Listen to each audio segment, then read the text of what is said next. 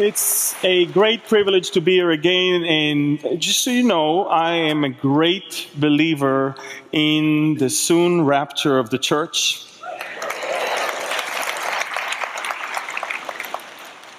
Because I believe that if in the middle of November you see Christmas lights, then Thanksgiving is around the corner.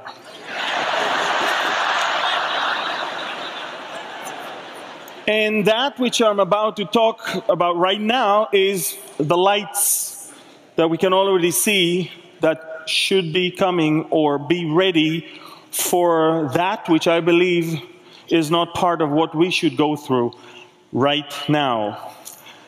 The name of the message is Europe Getting Ready or Ready for the Antichrist. So I'm not going to put much of the emphasis on the Antichrist. Thank God I don't know who he is and don't wish me to know who he is. I'm going to put the emphasis on Europe, and I want to tell you something. Very few times in my short life, I got to the point where I nearly passed out just from seeing something or being in the presence of something. I normally try to keep my act together and to pretend that I'm fine and I'm tough and everything is fine.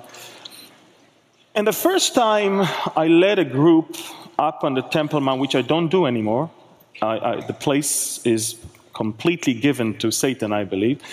The first time I came, I approached the Dome of the Rock, and then, of course, I stood right in front of that marble slab, and I saw that face of the beast looking right at me.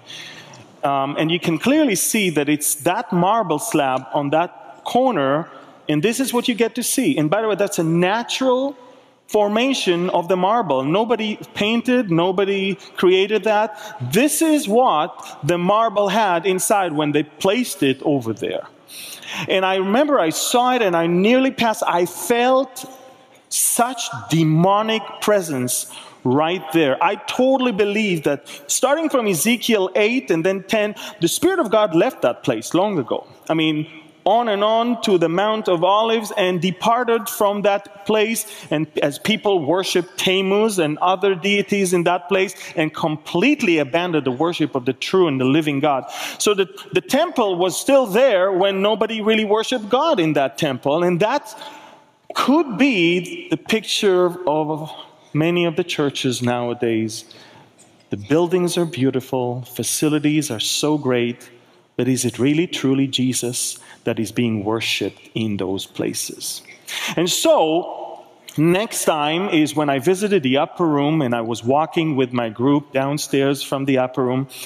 And again, I nearly passed out and I didn't know why. And about 2 weeks later, the municipality of Jerusalem trimmed some of the plants on the railing that led to one of the upper rooms nearby, and I saw the symbol of the Freemasons, and apparently I was standing in front of Lodge number 2 of Har Zion, Mount Zion, which is one of the 3 most important Freemason lodges in Israel. Now, I didn't know it's there until a couple of weeks later. But the third time it happened to me, it was last month. I arrived in Europe, in Amsterdam. I had a room right in the area of the Dam Square. And I remember, got off the cab, got into my room, and then immediately put the stuff and went out to walk around. And within 2-3 minutes, I ran back to my room. And I was there to write something, to have several meetings there. And every single time I left my room outside, within 10 minutes, I ran back. I couldn't even breathe.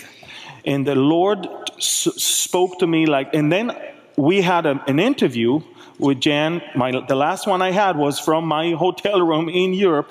And that is the moment it dawned to me. I am in the heart of the kingdom of the prince of this world, and I am in the heart of the place that is already prepared for the rise of the Antichrist.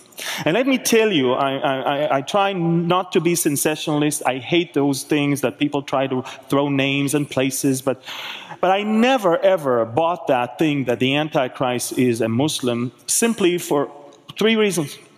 One, I don't know a single Jew that will ever claim that a Muslim is his Messiah, including myself.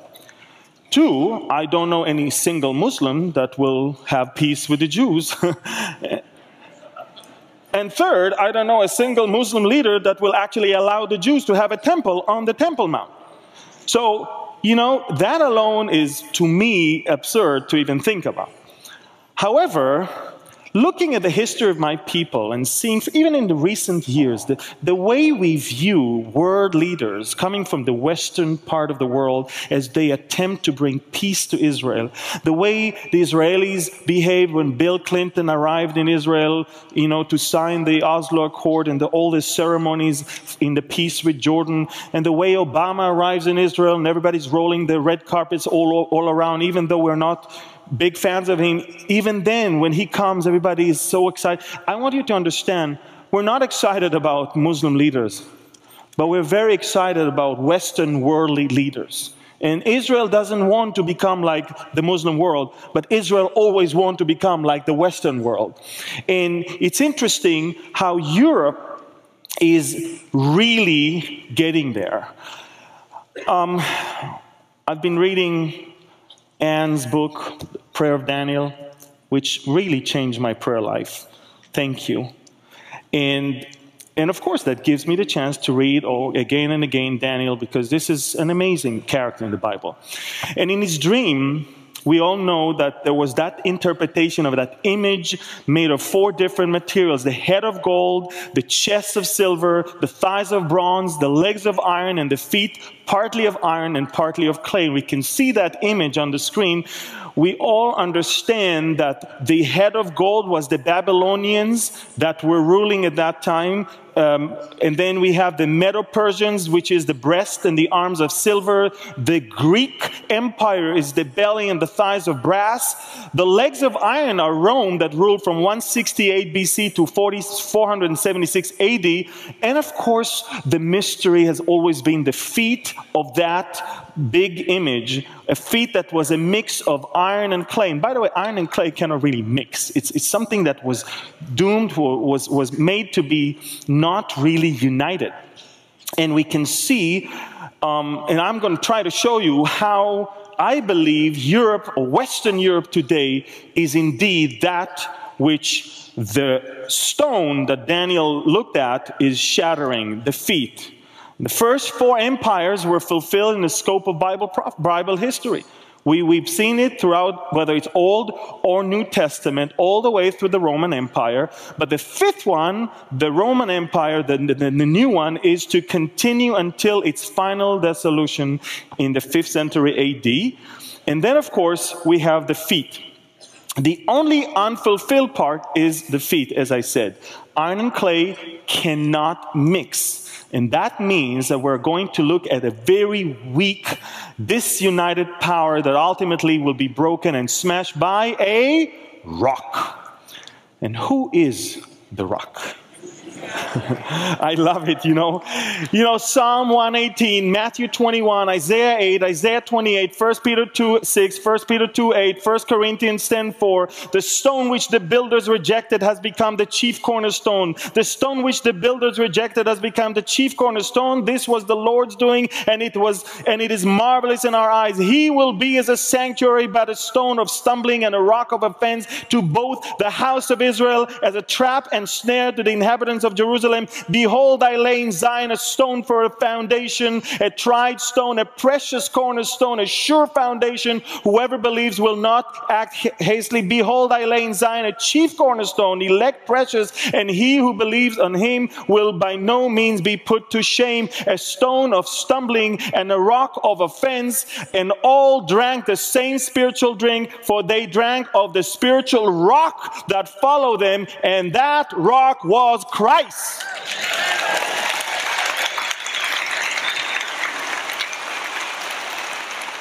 I wish I had more time to go on and on and on, but we understand there's no other way to look at that rock that is going to smash that kingdom made of the clay and the iron. We see that. And nations and kings, as we just listened this morning with Dr. Mark Hitchcock, nations and kings and rulers wants to break that bond between God and his son, Jesus.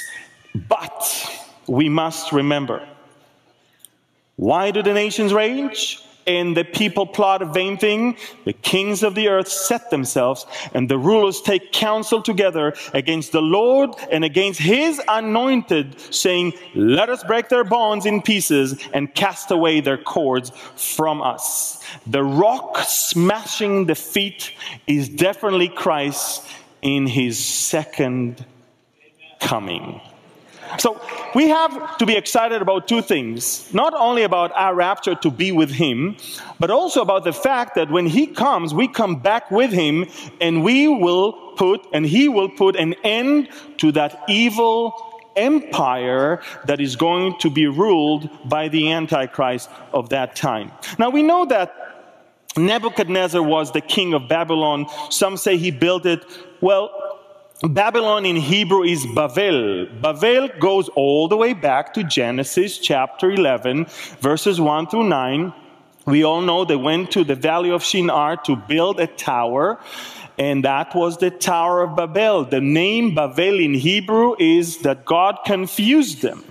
And so this is what the Tower of Babel looked like. As you can see, unfinished. They never finished it. God really smashed and destroyed it. This is an art depiction of what the tower would look like.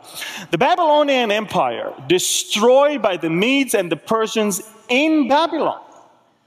And I'm going to show you how Babylon started moving. Watch this. So first of all, the Babylonian was destroying Babylon. The Persian Empire, which controlled Babylon, was destroyed by Alexander the Great in Babylon. The Greek Empire by Alexander the Great was destroyed by the Romans in that area of Babylon.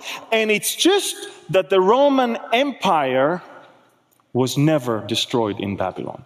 It stopped right there. They were destroyed by the Germanic tribes, and not by Babylon, but in Europe. So Babylon was in Babylon and kept being Babylon throughout history as kingdoms rose and fell. But once it came to the Roman Empire, once it came to the western part of Europe, it actually stopped right there. This is where it stopped. And it's interesting because I'm thinking about those 10 horns that Daniel 7 mentioned, from which the Antichrist is going to come. And only Western Europe makes sense to me. We're talking about 10 different tribes, of which 3 don't even exist anymore. The Visigoths, the Anglo-Saxons, the Franks, the Alemanni, the Burgundians, the Lombards, the Suevi, Heruli, Ostrogoths, and Vandals, of which, as you can see on the screen, 7 still exist. The last 3 don't exist anymore. Amazing how one area of the world fits that particular thing. And I'm looking at that crown of stars that was given to the EU flag, and I'm thinking to myself, wow, isn't that crown that was given to the Queen of Heaven? That same Queen of Heaven that is a title given by the Babylonians to the earthly mother of Nimrod, the one who was known in their mythology as the builder of Babylon. That same Nimrod that we know was the great-grandson of Noah according to Genesis 10:8, in that mythology was the great builder of Babylon. And his mother, the Queen of Heaven. And so, watch this. We see that which is in Genesis, the Tower of Babel, which is by no means a satanic symbol of rebellion against God and the attempt to either prove that there is no God or to replace him. It's not a picture of what we see today. Almost everyone around is either trying to prove that there is no God or to take his place. I'm amazed because this is Satan's first goal from day one. He told them in the Garden of Eden, God doesn't want you to eat from that fruit, lest you will be like him. You can be like him if you will eat And it's interesting because in Isaiah 14, when we read about Satan, how he was cast down all the way from heaven, but he wanted to be all the way up there, high above, like the Most High. The city of Babylon became a symbol, and God destroyed that tower and the city, and it became a symbol of sin and rebellion against God. And it's interesting because the Babylonian exile was an unthinkable thing. The people of Israel, the people of promise, those who were taken from darkness into the light of the promised land, are now, because of their disobedience and because of their rebellion against him, are marching back to the city that is a symbol of rebellion. By disobeying God, you are basically marching to the area of rebellion, to the place of rebellion. That is why I was so amazed when I was in Vienna in the Kunsthistorisches Museum, which is the museum for the history of art.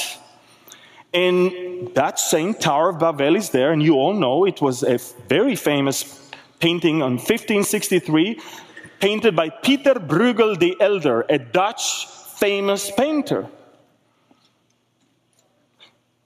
And when they designed the EU Parliament building, you all know, they took that particular painting and designed the EU Parliament in Strasbourg, France, exactly according to it.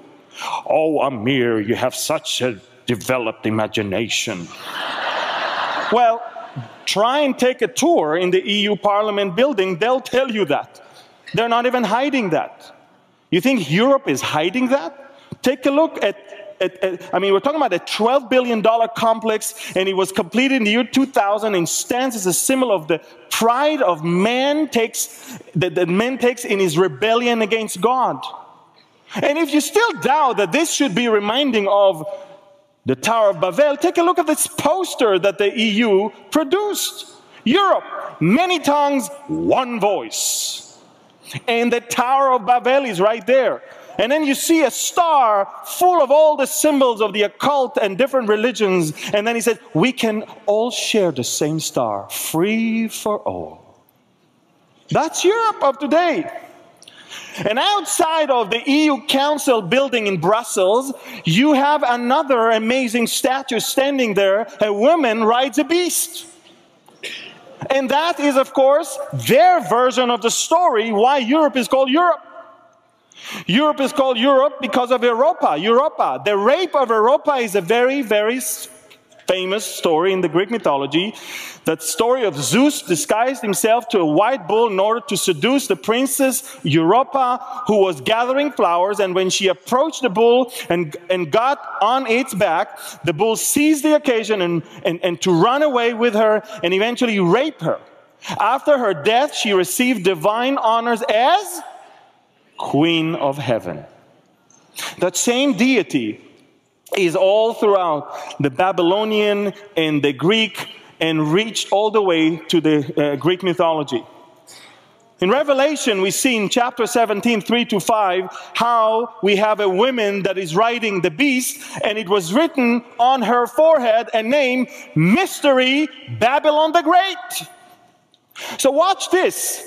The people that are actually putting that sculpture outside of the EU Council, they don't look at Revelation 17, they look at the story from the Greek mythology. John, in his mind, when he got the revelation about that which is going to happen in the end, can see in his mind that woman riding the beast, and he's calling her Babylon, Mystery Babylon the Great. It's interesting how Babylon started moving all the way towards the West.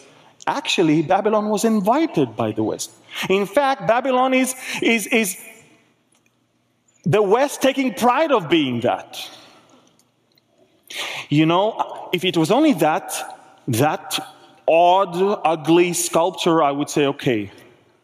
But you find the Women Rides the Beast on a 1945 5 Deutsche Mark banknote in Germany, 1979 a painting on the Berlin Wall in Germany, 1984 a British stamp commemorating the second European parliamentary election, 1992 a German EQ coin, which is the EQ was before the euro, on a painting on the airport lounge in Brussels, on a German telephone card, and on the back of the new €2 coin in Greece.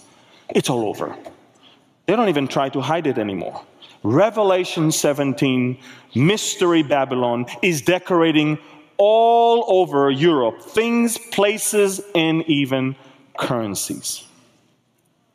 Speaking of the Holocaust and World War II, Adolf Hitler had a dream to restore Babylon. He had a dream that Europe will become one. And it's very interesting because how many of you heard of a Zeppelin? Zeppelin, that big, rigid airship, Okay, so we're talking about a Zeppelin. This is a type of a rigid airship that's named after the German Count Ferdinand von Zeppelin. A German guy who pioneered that airship development at the beginning of the 20th century. We all, of course, know the famous Lindenburg, of course, disaster in New Jersey, where more than 30 people died. But I want you to understand that there was a special area in Nuremberg where the Zeppelin would take off from and land, and it was called the Zeppelinfeld. Das Zeppelinfeld in a good German. Adolf Hitler hired a man called Albert Speer to design the Zeppelinfeld after the altar of Zeus, which was found in the city of Pergamon in Turkey. Now, probably you're saying, wait a minute, Hitler, Pergamon, Turkey, Zeppelin? Well, let me put together everything. The Pergamon Museum in Berlin, one of the most beautiful museums in a place called Museum Insel, which is the island of the museum, is hosting two of the most unbelievable artifacts. Now, you guys are all about, they are reproducing the Arch of Baal in New York City. That's a reproduction. I'm talking about the real deal that is in that museum. You see, you have to understand the city of Pergamon, which you can see only as a theater of that city, was a huge place. The people of Pergamon were the inventors and innovators, and they were known as probably the biggest, I would say, competition to Athens in those days. And they say that the city's Acropolis rivaled Athens. And the library that was there was second largest in the ancient world. That same library, General Mark Antony gave as a gift to Cleopatra.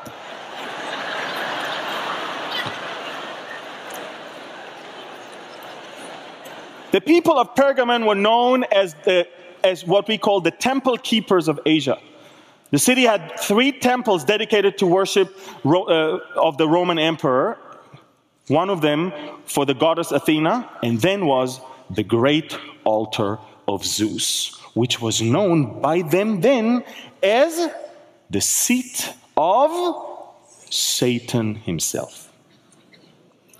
You know, there was a very famous Christian guy who lived there, and Revelation 2:13 will tell you about Antipas, who was one of the leaders of the Christian community in that particular place. He would not denounce Christ. They took him, they took a bull, they stuffed the bull, they took everything out of the bull, put that person inside, and roasted the bull. And the steam came out of the eyes of the bull, so he will denounce Christ. That was a satanic thing that was done right on the satanic altar, which is known as the seat of Satan. That's why the Revelation 2 says, he was killed among you where Satan dwells. It's interesting because since 1930, the altar of Zeus, known as the seat of Satan, is in Berlin. inside that museum. And that particular thing you see is the way Adolf Hitler asked Albert Speer to design Zeppelinfeld for all the marching and all the ceremonies of the Nazi troops and the Nazi party. He knew what he's doing. Not only that he wants to restore Babylon, he wants the seat of Satan to be right there.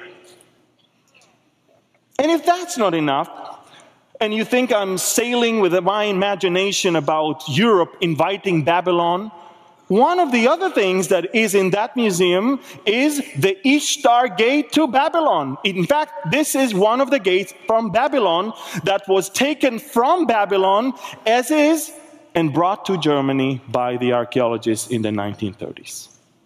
So in that museum, you see the seat of Satan and the gate of Babylon.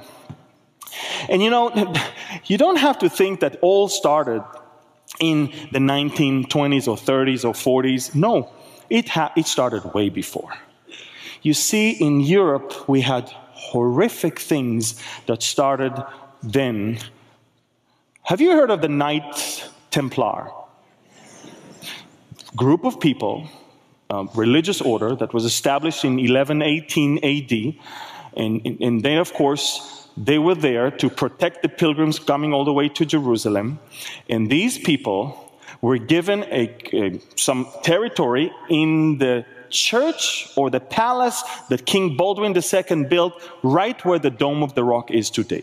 Just so you understand, the Dome of the Rock on the Temple Mount started as a memorial that was built by the Muslims, converted into a Crusader church, and later on back to some Muslim mosque. And during that time of the Crusaders, the Knight Templars had a quarter there, and that's why they were called Knight Templar, the Knights of the Temple, because that's where the temple was standing.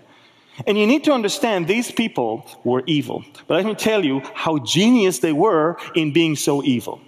These people understood that anyone who wants to join the Crusaders has to basically march at least several months from Europe to the land of Israel. They realized that some of them might not come back home. In order to protect the people's possessions and money, they created the first ever in history checkbook. Did you know that it started by the Knight Templar? The checkbook that you have in your pocket started right then. What happened is, anyone who wanted to come to the Holy Land had to come to their office in Europe, give all their possessions, and receive a note. That note was in their pocket as they traveled to the Holy Land. And when they reach the Holy Land, they bring that note and get money in return. Now, 90% never made it. So you understand, 90% died along the way. 90%, or the possessions of the 90% is now in the hands of the Knight Templars. And that tells you that their success was amazing. And by the year 1128, they were taken under special protection of the Pope, and they became untouchable. You couldn't touch them. Ladies and gentlemen, they became the most richest organization on planet Earth of those days. They lasted only 200 years. But they were so evil. And by the way, the evil started being in the banking system since then. You'll see in a few seconds why. And these people started then, and then they moved on, and in their initiation, they had people spit on the cross of Jesus. They do many more things that I don't want to talk about right now, like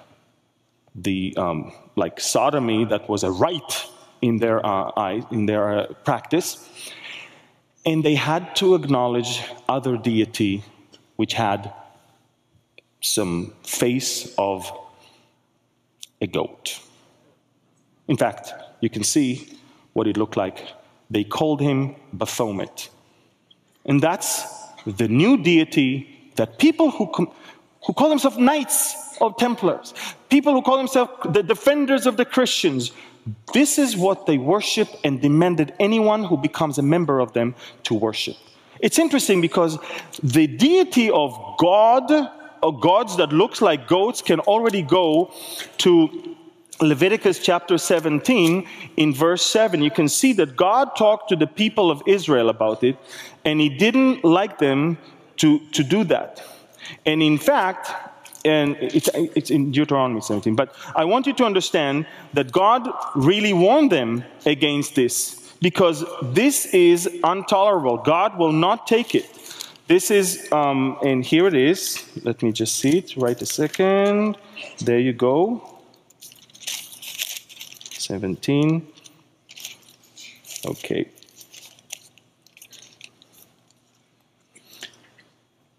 Now, I'll find it in a second. But I want you to know that not only that they worshipped the goat gods, deities, but they also were having prostitution and sexual immorality attached to it. That performance continued as the evil continued in Europe. The evil continued from that time of the Knight Templars, which were exposed by the King of France, and they were executed, but they continued. They continued all the way until we get to Europe of the 18th century, the Europe of the Enlightenment era, the Europe of something that has started then and became a very dangerous occult, a very dangerous secret society. And we're talking about a combination of what I call a disappointed Jew and a Jesuit who was very frustrated. Now, we all know that the Rothschild family wasn't called Rothschild. As you all know, in 1743, a goldsmith named Amschel Moses Bauer opened a coin shop in Frankfurt and in Germany, and he hung above the door a sign depicting a Roman eagle on a red shield. That man had a son, and his son was Meyer Amschel Bauer, and in a very early age, he showed unbelievable immense of intellectual ability, became very, very successful, and eventually returned back to Frankfurt to buy his father's shop, and he went back in 1743, and that big red shield that was still displayed over the door, recognizing the true significance of the red shield, and then what he did, he changed his name to Red Shield, which is in German Rothschild, or Rothschild. And then, of course, in his mind, he says, I understand that the best way to take over the world is indeed to loan money, but not just to people, but to governments. And that's how I can make sure they do anything I want. He started a cahoot with another very disappointed Jew, and we're talking about Adam Weishaupt, that was born in Ingolstadt in the year 1748, and he was someone who was adopted by the Jesuit order and turned to be someone who worshipped Satan himself. We're talking about someone who was following some philosopher like Voltaire and others, and we're talking about a combination of a Satan worshiper and a combination of someone who wants to take over the world, and they realize that this is their opportunity in Europe of the 18th century to take over. It was so dark, it was so evil, that they had to put upon themselves a face of benevolent organization, yet inside their job was to do something completely different, to destroy the evangelical church that just started in Europe and to take over the world. They did not believe that God really deserved to be worshipped. They believed that in the picture, it is Satan who needs to be worshipped and not God himself. And that's how the Illuminati was born on May 1st, 1768, in Ingolstadt in Germany. They took upon themselves a name that was of a secret society in Germany from about 100 years earlier. Illuminati means the illuminated, enlightened ones. What light? The light of Lucifer. And when they were exposed as Illuminati, they realized we need to infiltrate into something completely new. And they realized that in 1717, the Masons started in London and continued all the way. The Masons were Masons. They built things. That's why they were called Masons. But there was a problem. In Europe of those days, in the 1700s, no more cathedrals were built. No more big churches. No more big buildings. They were jobless. So the operative Freemasons became speculative Freemasons. They started dealing with the wrong things. And Mr. Weishaupt, together with the Rothschild, infiltrated into the Freemasons, which was the most successful secret society all around Europe at that time, and they realized this is our way to continue our plan. I want to read to you two things that Masons wrote in their books. One, Albert Pike, Morals and Dogma, page 321. Lucifer, the light bearer, strange and mysterious name given to the spirit of darkness. Lucifer, the son of the morning, is it he who bears the light? Doubt it not. And another European woman, Sister Helena Petrovna Blavatsky, in The Secret Doctrine, she said, it is Satan who is the God of our planet and the only God. Satan, or Lucifer, represents the centrifugal energy of the universe, this ever-living symbol of self-sacrifice for the intellectual independence of humanity. People at that time were worshiping Satan in the dark. Now it's completely out in the open. All over Europe. In the early 1950s, we had the European Organization for Nuclear Research that started. All of you know it as by CERN. Have you seen that? CERN is actually the French name, Conseil Européen pour la Recherche Nucléaire, which is the European Organization for Nuclear Research. And interesting, they were a group of scientists, and in fact, in 1989, under the guidance of Tim Berners-Lee, CERN began the World Wide Web project, which led to the first web page in the history. On April 30th, 1993, CERN announced that the World Wide Web would be free to anyone. Originally, they started communicating between themselves, then they decided it's good enough for everyone to use it for free. And I can tell you that it started in the dark and continues in the dark, because if there is one thing that is so dark nowadays that we cannot see, is the internet. And I want you to know that what they did, just like in the Tower of Babel, when the people wanted to take over God, these people started a French-Swiss $9 billion collider complex that is buried at the depth of about 575 feet, and the tunnel complex runs along a 17-mile circuit. And this collider is supposed to send light and supposed to somehow imitate what? The Big Bang. Now, they claim that they found a way to do it. But I'm amazed because these are scientists. Scientists normally don't associate themselves with anything religious. They try to stay neutral. They try to look only at the science. Oh, and of all things, outside of their building, this organization decided to put one thing outside: the goddess of destruction, Shiva.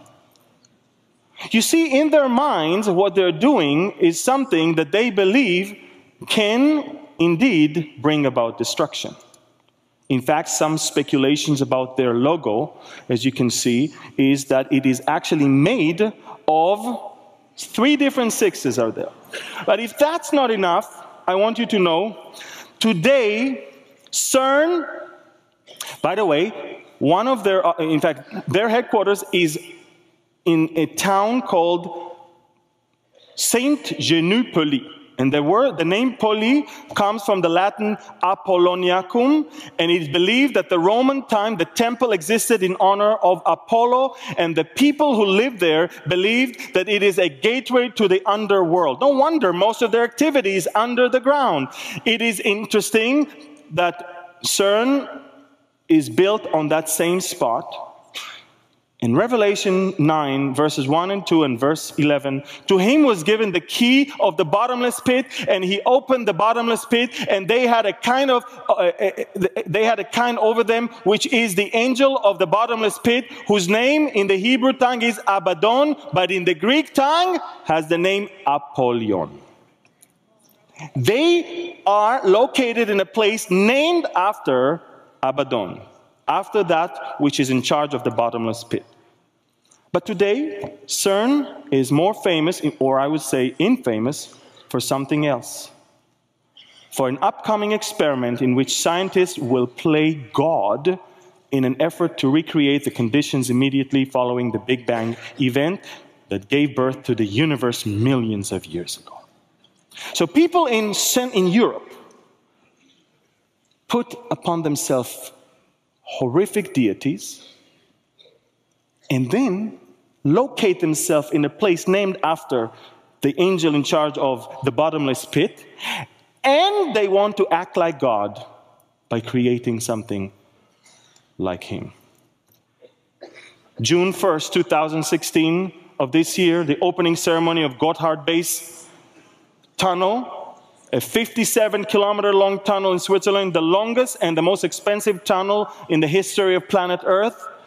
They have very strange opening ceremony, and this particular person is wearing that head of a goat.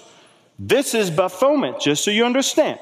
And let me tell you what happened during that particular ceremony or event. The central figure is a production of the Goat Man, striking resemblance of Baphomet. In the occult world, Baphomet is often a symbol of Satan or the human embodiment of Satan, which is going to be the Antichrist. During the ceremony, the goatman dies. In the ceremony, the goatman dies. During the ceremony, the goatman recovers from a fatal wound. During the ceremony, the goatman is worshipped by everyone else. And during the ceremony, the goatman is crowned as the ruler of the whole world. In a ceremony in Switzerland this year in June 1st.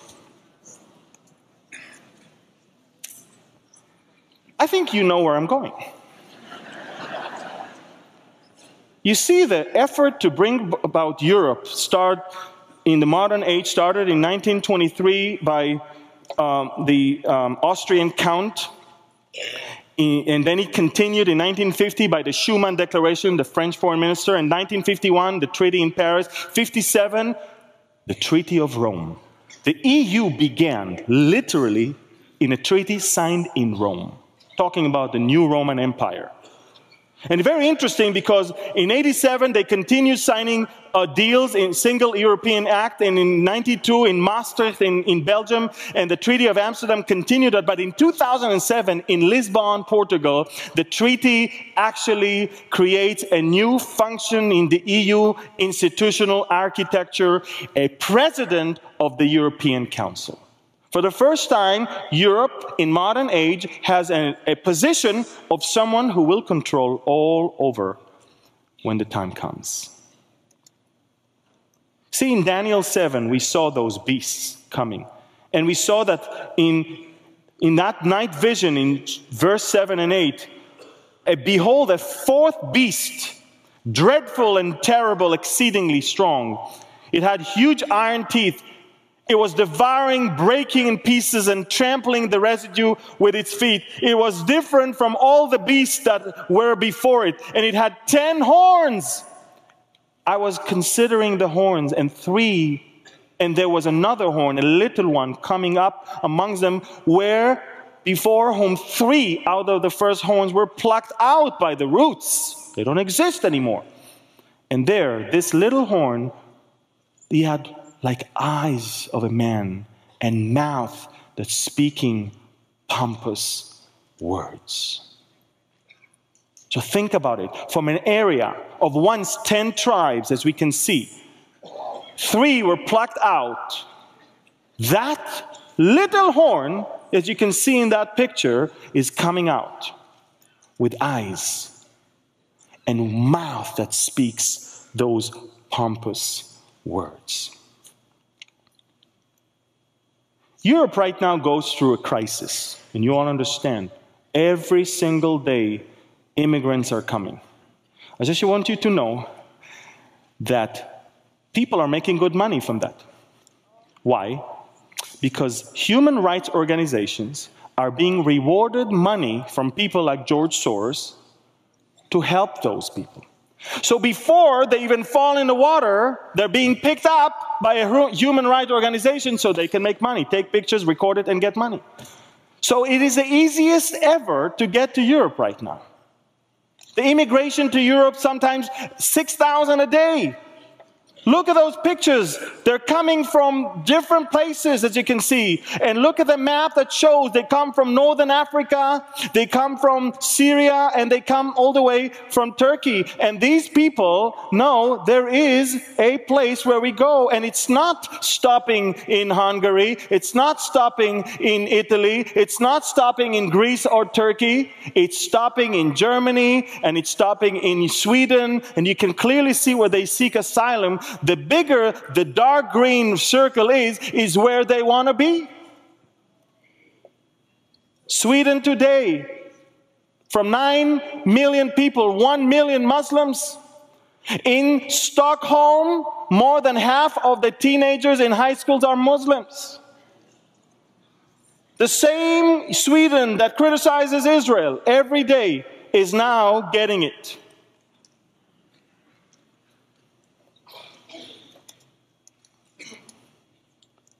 And you know, the Vatican has a solution. The solution of the Vatican is this. If you want to be good people, you just need to understand that you don't have to lose your faith in whatever it is, but just be good people. Say good, be good, do good. That's it. Hold hands and let's sing Kumbaya. All churches, Catholic churches, now opening their doors for those refugees to come. And they tell them, you just have to be good. You're like us. Be like us. There's a leadership crisis right now in Europe. Never before, people and governments were so far apart. They want to kick Merkel out. They want to kick the Swedish government out. They want to kick the French government out. They want to kick the German. They want to kick everyone out because what happens now is not according to the will of the people. So the Vatican stands right in between the government and the people and says, hey, don't worry. We're going to change them. They want to be good. They will be good. They ran from Islam, from radical Islam. All we need is to train them to just become good people. Do good, be good, say good, feel good. This is the new world religion.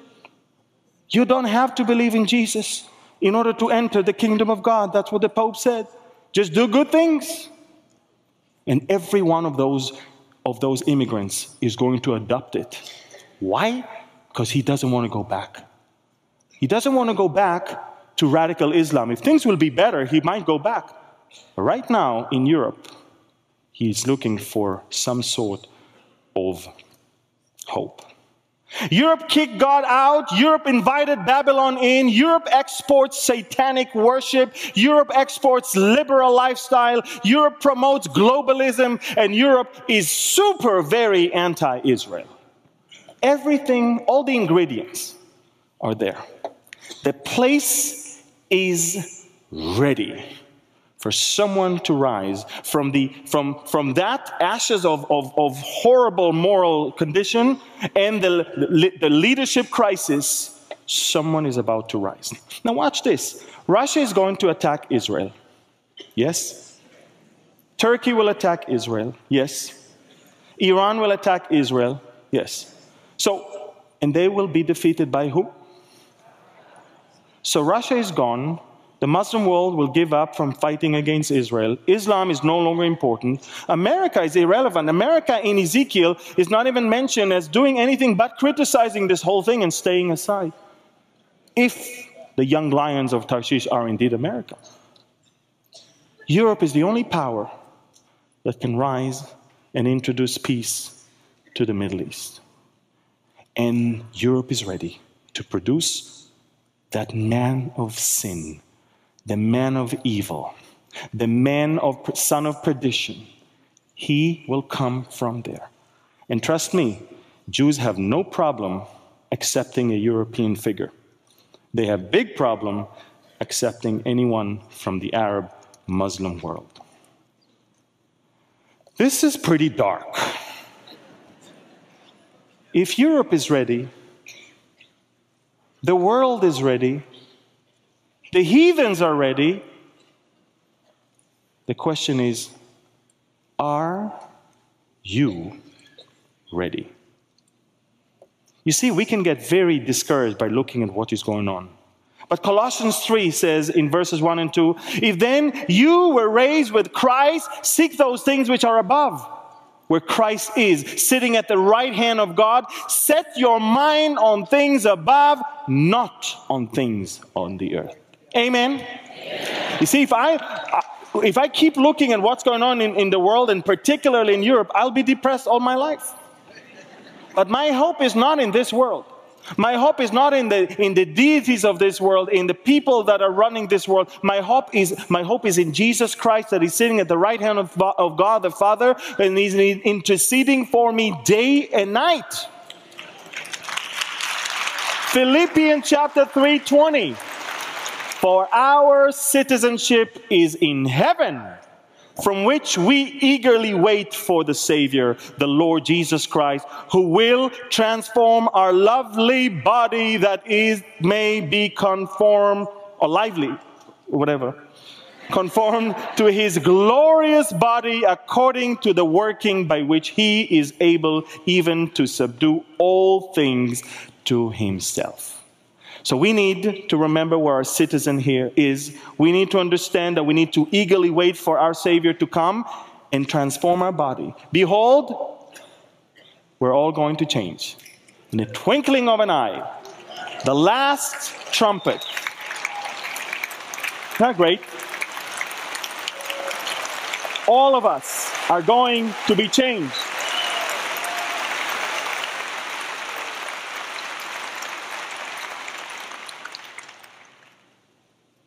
The map is ready. This morning we saw the Middle East is ready. This afternoon we see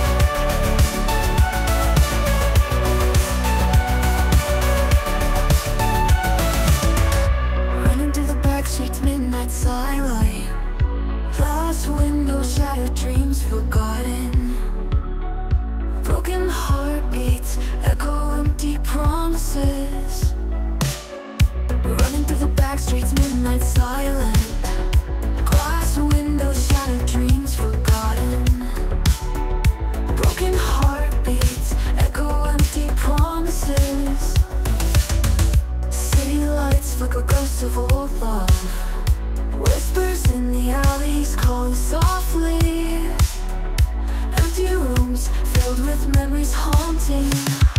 Neon ghosts with electric scenes, voices lost in digital dreams. We are living on a shattered sky, searching for stars where shadows lie. Under crimson moon, the haunting sigh. Electric echoes never die. Bodies lost in pixel tide. Pixelate our tears we cannot hide. Faces blur on screens fading slowly. Touch of a ghost cold and lonely. Echoes of a life left behind.